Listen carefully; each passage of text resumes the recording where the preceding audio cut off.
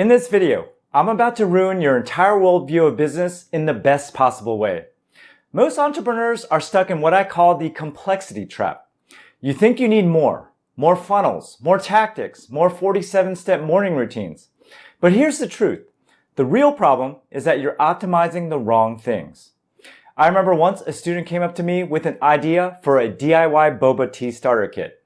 But she was nervous about ordering 1,000 units from a factory overseas. So I told her, why not just throw together 10 kits from ingredients at the local Asian grocery store and just list them on eBay? And within a week, she sold out. Mind blown. She didn't need anything complicated or a huge investment. She just needed to test her idea.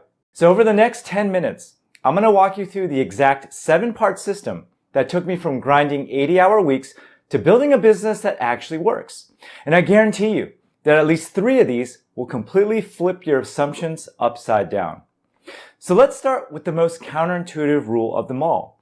And this first rule is going to sound absolutely insane. The harder you try, the more you're likely to fail.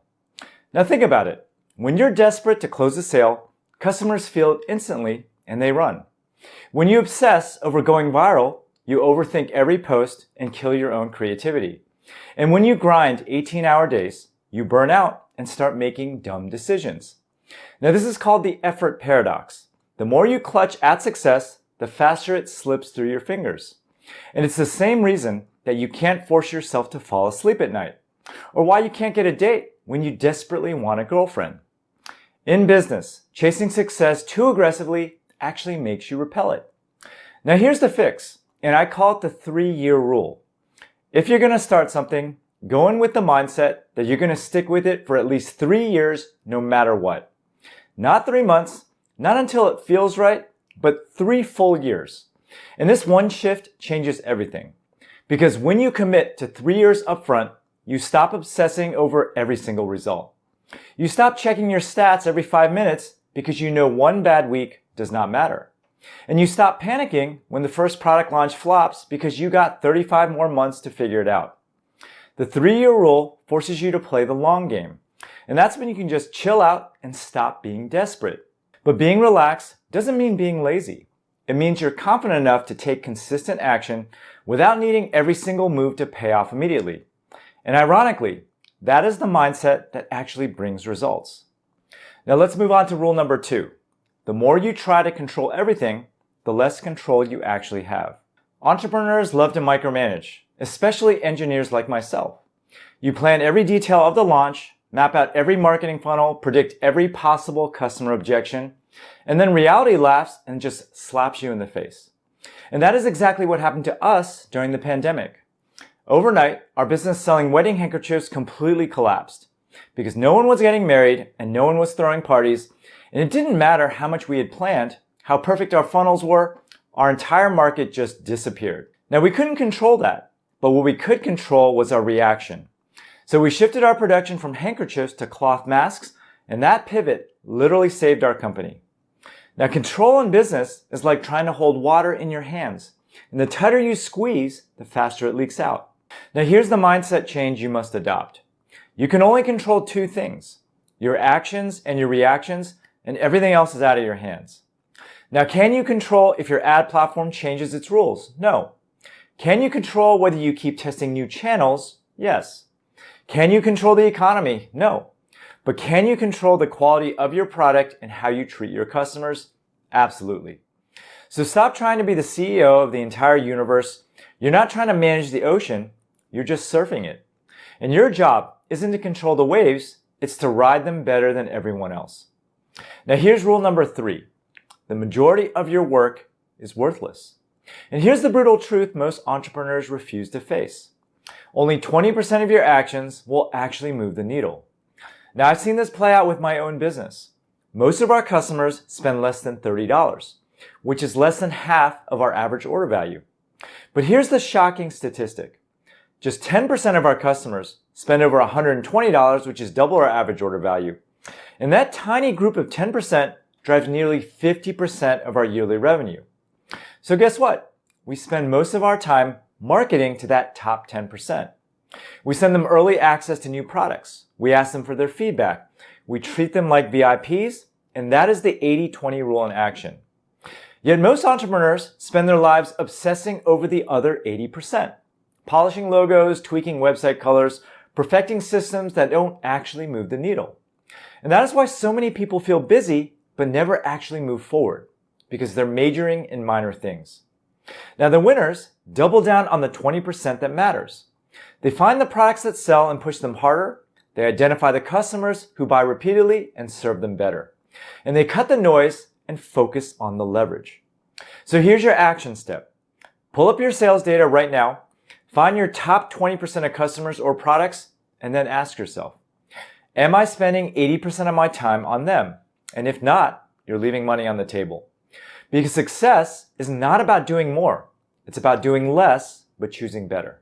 By the way, if you're interested in learning how to start your own e-commerce store, make sure you sign up for my free 6-day e-commerce mini course below. It's 100% free, and I guarantee you'll learn a lot.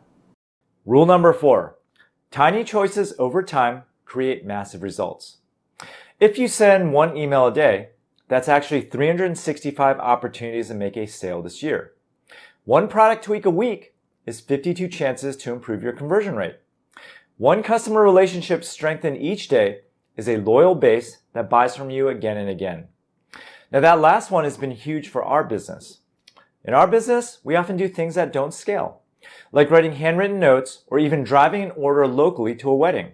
Now on the surface, those gestures look small, but over the years, they've compounded into loyal customers who refer their friends to our business. 1 tiny act of care, repeated consistently, has turned into thousands of sales. Now on the flip side, if you skip following up once, not a big deal. But if you skip it 100 times, you've lost a huge chunk of your potential customer base. And if you ignore your costs 1 week, it's probably okay. But if you ignore them for a year, you're going to go bankrupt. Now the problem is that entrepreneurs overestimate what they can do in a day and underestimate what they can accomplish in a year. We chase these big gains while ignoring the daily habits that actually decide our future. Now success isn't a sprint. It's compound interest for your business. And those small, boring actions you repeat today will quietly snowball into massive wins years later. Which leads us to rule number 5. Your habits run your business and not you. And here's the scary part. 40% of your choices aren't really choices at all. They're just your habits running on autopilot. And if your habits are bad, that compound effect works against you instead of for you. Now, almost every habit in business follows the same loop. Trigger, routine, reward. Now, here's how it usually plays out. If your sales start to slow down, your instinct is to panic. So you slash prices, run a sale, and yes, you get a temporary boost in sales. But the long-term result is margin death. Or let's say your ad performance drops. Your first reflex is to refresh the same creative, which gives you a quick dopamine hit, but no real progress.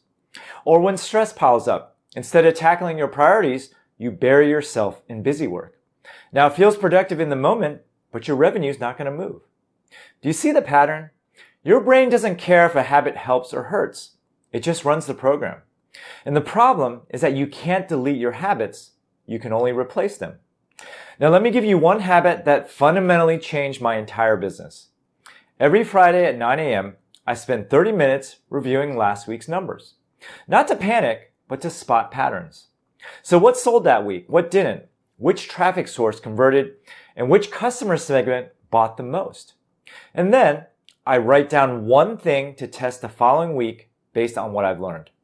That's it. 30 minutes, 1 insight, and 1 test. And this single habit has generated more revenue than any course I've ever bought. Because you're not guessing anymore. You're responding to real data with consistent action. So don't fight your habits. You got to hijack them. Keep the trigger, keep the reward, but just upgrade your routine. Now, do you notice a pattern here so far? Every rule that I've shared isn't about doing more. It's about doing less, but doing it right. And that's the real secret here. Most entrepreneurs fail not because they don't work hard enough, but because they're working hard on the wrong things. Now, these next 2 rules bring it all together and show you why the way you think about your business is probably backwards. So rule number 6, emotions drive your business decisions. Now, when it comes to buying and selling online, 90% of decisions are emotional and only 10% are logical. And that means your rational brain isn't driving the car. It's just narrating the trip. Now pause for 3 seconds and just think about this. Did you pick your first product to sell because of a spreadsheet?